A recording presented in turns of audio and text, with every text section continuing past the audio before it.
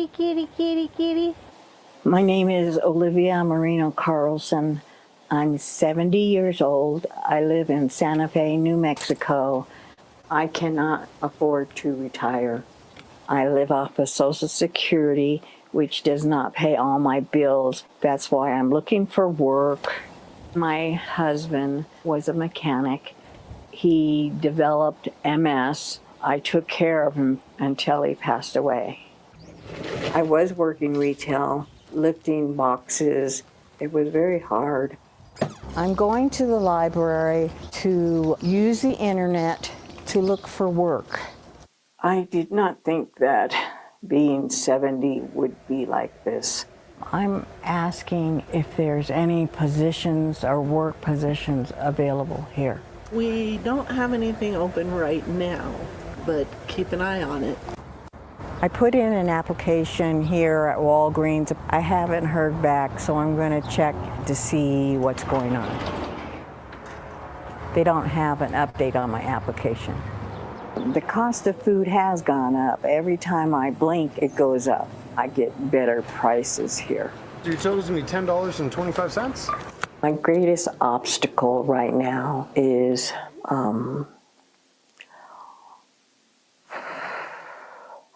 being able to support myself. It is hard for me just to survive. It is hard for me to accept that I'm not able to enjoy the rest of my life because I have worked hard all my life. Just heartbreaking, man. I intentionally left the news anchors and their response to it in the clip because I genuinely believe that many of us, probably some of you out there this Saturday evenings, a happy Saturday night, okay? Many of you out there are probably feeling the exact same way. I'm going to do something kind of unusual. I'm going to replay this again, and this time with my commentary. Normally, I do the commentary first, and I attach this like as a quiet room thing that you can listen to in most of my videos if you don't want to hear me, okay? And I understand that some nights are like that. I got it, okay? But in this case, I really felt this needed to be played first, so you had a sense of perhaps the not just the situation she's in, but the emotional toll that this situation is taking. Okay, so now let's go ahead and let's do the commentary portion. So I'm actually going to play it again, but this time with my commentary, and now you have an idea of her situation. Okay, here we go. Here, kitty, kitty, kitty, kitty. My name is Olivia Marino Carlson. I'm 70 years old. I live in Santa Fe, New Mexico. All right, we're going to stop right here, okay? We can see that she has, it looks like a walking cane and a walker. Okay, so she has a walker and a cane. She is 70. I want you to think about the age you are, okay? I'll be 58 on July 4th. Now then, I want you to picture yourself at 70, regardless what age you're at, okay? No matter how close or near 70 you are. I want you to imagine your physical condition and you are unable to retire. You're basically going to have to work until you pass away. And I want you to think about the videos we've done on this channel and we will continue to do on this channel. And that is how difficult it is to get a job past 50. Somebody totally able-bodied, okay, sound body, mind, the whole 9 yards, and they're having a tough job getting jobs after 50. We know this. We hear it on the news. Of course, I've known it most of my life. That's why I left corporate at 38. Now I want you to imagine all the medical conditions you have at 70 and you can't stop working. And I think in some cases, what makes her story more heartbreaking, that just adds to it, okay, is the fact that she's in this alone. She has nobody. And here's the other thing, and they did not talk about this in the report. I wonder if she has kids. See, I won't assume she does, but yeah, I'm going to assume she kind of does. All right. This is Santa Fe, New Mexico. So I guess my thought is let's just assume she has kids. They didn't just say if they did or did not. All right. But if it's the average couple, yeah, they probably have a kid or two. When people say to me, who's going to take care of you when you retire because you don't have children? I'm going to take care of myself when I retire. I don't have a choice. And the other way, they say, well, how are you going to afford it? Well, the money that a lot of people spend on kids, I'm shoving it towards my retirement. In other words, I'm responsible for myself. And the other thing to remember is, and again, I'm going to assume they have kids. All right. I could be wrong. I accept that. But a lot of times people think, well, your kids are going to take care of you in retirement. Not necessarily. Your kids have their own life to go live, and your kids may have their own poverty, income, lower socioeconomic income bracket to deal with. It's not easy to assume that just because someone has kids, that those kids are going to be there to rescue their parents from poverty. And here's the other thing. Some parents wouldn't want their kids to rescue them no matter what. There are parents out there, and I know you exist, okay? I don't care if I'm sleeping in my car or my children are not paying for my living, okay? Even though the kids are probably going, Mom, Dad, come stay with us. That's just stubbornness, okay? That's a choice then. That's a choice. But a lot of people, I've had people ask me, well, who's going to take care of you when you get, old because it's just you? Well, just me.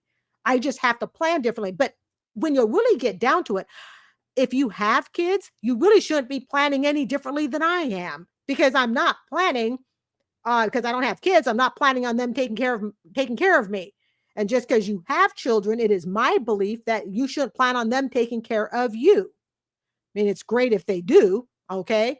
But we can't count on that. So in many ways, I've always believed that people with kids and without kids need to be responsible for planning our retirement. So maybe she has kids. Who knows? But this poverty, in my opinion, it doesn't matter if you have kids or not. And statistically, if you're impoverished, your children may be as well. I cannot afford to retire. Look, okay, now let me just give me 2 seconds here. I have to hold a handrail now when I walk up the stairs because of my knee arthritis. I cannot walk up the stairs without something to hold on to. I have to. I would fall. I would just simply fall, and it would not end well. I'm watching her with her cane and her walker. This doesn't seem a fair ending. And she says she took care of her husband till he passed away. He got the easy ticket out. I'm just saying. Okay. And statistically, women are more likely to outlive their husbands for many statistical reasons, not important for this channel and this topic. Okay. But this is not unusual. And she is stuck trying to live out the rest of her days with no one to help her. I told you, if I ever have done a video where I thought someone should have a GoFundMe, she's probably it. So at 70 years old, and you think it's hard to get a job at 50, 55, 60, total able-bodied. I live off of Social Security, which does not pay all my bills. That's why I'm looking for work. We know this, right? Please tell me you know this. Please tell me this channel has taught you something. Probably somebody taught to you long before you came across this channel, but I'm just here to remind you, Social Security is not enough. I have known that for, since my 20s. I believe I was directly taught it too. I think I was. I don't remember which parent told me. I think it was probably my mom because I lived with her. But I've always known Social Security was not enough. And I'm surprised how many people don't know this. But there are people out there who still think, I can make on Social Security. Social Security today, just of what it pays, I don't think would cover most people's rent. Just the cost of apartments is more than what people take in Social Security. My husband was a mechanic. He developed MS. I took care of him until he passed away. Okay, let's take a look at the socioeconomics. Now, my question to you is, how are you avoiding this type of situation in your own life? Share with us. What are the tips? What are the tricks? I want this channel to be a place where we actually can get results out of each other. I mean, of course, you're always welcome to say hi, say hello to me, say hello to each other. Oh, and by the way, before I forget saying hello, Jamie, girlfriend, you are in my thoughts and prayers, and I love you. Okay. As many of you know, Jamie's a very long time viewer and all that, very active on this channel. So we love you, girlfriend. Okay. But take a look at the socioeconomics here. This would be tough on someone who had the money to retire, to live like this. Like you actually have the money. They can retire in this condition. I think what scares me for her, and this video just ran yesterday. Okay. I think what scares me the most is she's really just one step away from the street. She is one step away. And tell me that she could afford a roof leak repair on this. Looking at the grounds, it is definitely, and it's New Mexico. Okay. And I've seen some videos and documentaries on poverty in, I believe, specifically New Mexico. She is one step away from living on the street. And that is scary. And it just seems so unfair. You take care of your husband till he passes away, and then you're left on your own. Guys, this is why you need life insurance. It's why you need life insurance on your spouse. Period. I'm willing to bet they did not have life insurance. So, something just tells me he was a trucker. I mean, if they did have life insurance, it wasn't enough. Let's put it that way. He was a trucker. I'm not going to fault and say that they didn't save anything, but I'm willing to bet that they didn't live much better when he was alive. They don't state whether or not she worked at all, and I don't know if she's had her disability. I said with the cane and the walker, don't know if she's had that her whole life or if that was something that just came on in the later years. But I will tell you this: if she had had that her whole life, okay, with that disability, they should have had life insurance, like significant amounts of life insurance. And honestly, you guys, I don't think term life insurance is all that much. Even Dave Ramsey approves of term life insurance. I was working retail, lifting boxes. It was very hard. 70 years old. Think about that. You're sending your grandma, your great grandma off to go lift boxes. Almost makes you mad, does it? Does in some ways, I mean, it's easy for some of you out there going to blame her. You say, well, she should have done a better job. Yes, perhaps they could have done a whole lot better. But at the same time, it also makes you mad. It should make you mad to some extent that this is what our elderly wind up in. Sending her off to go lift boxes. I can't lift boxes. I really can't. My mobility is limited. Yes, I can work out in a gym because that's a very controlled environment with very specific movements that I'm doing. It's not like having me go to work and lift boxes. I'll give you an idea as to how my medical condition is. Okay. Last year when school started, I was like, oh, great. I'm going to flip every desk over and put tennis balls at the bottom of the desk feet. So when you move the school desks around, it doesn't make a bunch of noise and scratch up the floors. The custodians always appreciate that, right? So I use my classroom money and I get these tennis balls and we, snap them to the end. To give you an idea as to my medical condition, I have about 30 desks in my room. They're in rows. I did 1 row a day. That's my physical condition. Because for me to physically take the desks, flip it around, put the tennis balls back on it, reflip it. Now, it's hard to imagine how come I can't do that, but yet I can go to a gym and lift weights. It's about control. And anyone who's ever lifted weights knows what I'm talking about. I'm talking to you, Dewey, Parlor, okay? Mr. D. It's very controlled. It's a very different type of lift, and I can stop in 2 seconds. It's not the same at work. The physical movement you do at work are muscles you don't normally use. Okay. And you're doing it for potentially hours. And I tried to, I just literally looked at the classroom rows. I had like 7 school days before the students came. And I just divided the rows up in 7. And every day I did it. And one of my gal pals, one of my best friends in the whole world, she kind of chewed me out because she's like, why are you flipping desks over to begin with? Well, I don't want to inconvenience any of the kids. And then I found out we had a bunch of students that run around campus looking for, opportunity hours to try to get, to try to get service credit and stuff. So this year I'm going to be smart and use them. Now, the reason I was telling you all that, in case those of you who forgot, if you're still here with me, this is how this channel operates. I apply what I know about life and I apply it into our stories. Okay. So thank you if you're still here. Here's the thing. When we talk about the physical movement required to do on a job, I can tell you, and that's the reason I told you that story, it can be excruciating. It can be physical hell if you're not careful. And I am so grateful that I don't have to deal with that. We have custodial staff. We have, like I said, students who volunteer hours, all of this stuff at my disposal. You can't send a 70-year-old woman on a walker and a cane to work. The only work she can really do is something that does not require her to move. And expecting her to lift boxes, that's just ridiculous. Remember when George, God, we love George of the Dave Ramsey show, when George told the 80-year-old lady, well, you didn't set yourself up for a good retirement, so you need to go get a part-time job. She may not have set herself up for a good retirement. Maybe this is her fault. Maybe it's the fault of her and her ex-husbands. I would say it's probably more both of their fault, okay? Not just her alone. But even so, it should, if you have an ounce of humanity, it should still make you mad that a 70-year-old still has to go to work. I understand that she may be at fault for this, and her husband. I do not believe she solely is at fault. I have a hard time believing that, because she put him until he was passed away. So they've had this financial situation for a while. So I do not believe we can blame strictly her for it.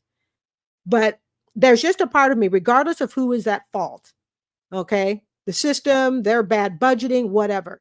70 years old, she should be able to go on full disability, in my opinion. I'm going to the library to use the internet to look for work. And she's going to the library because she doesn't have the funds to have internet service at home. I did not think that being 70 would be like this. I'm asking if there's any positions or work positions available here. We don't have anything open right now, but keep an eye on it. And any of you know, do you think getting a job at a library is easy? No.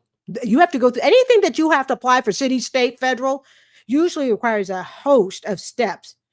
I mean, it's like walking into the IRS saying, hey, do you have a job open? It doesn't work that way. Put in an application here at Walgreens. I haven't heard back, so I'm going to check to see what's going on. What's going on is she is not going to really be employable, because they're going to look at her and say, you can't do the job. We need people who can lift boxes, push them up over your head, stuff like that. I'm just looking at her and I'm thinking, oh man, isn't there such a way to give people permanent disability? I guess that's what Social Security kind of is for, right? They don't have an update on my application. And the reality is they're not going to have an update. And did you notice where she's shopping at? The Dollar Tree. Even though ounce per ounce, things are typically more expensive. Okay. When you're broke, it doesn't matter if it's ounce per ounce. You're looking at, can I get this for $1 or $2? And by the way, isn't Dollar Tree the one that raised up all their prices? My Dollar Tree is up to $5. False advertising. They need to change that name, you guys. Cost of food has gone up. Every time I blink, it goes up. I get better prices here. You're telling me $10.25? My greatest obstacle right now is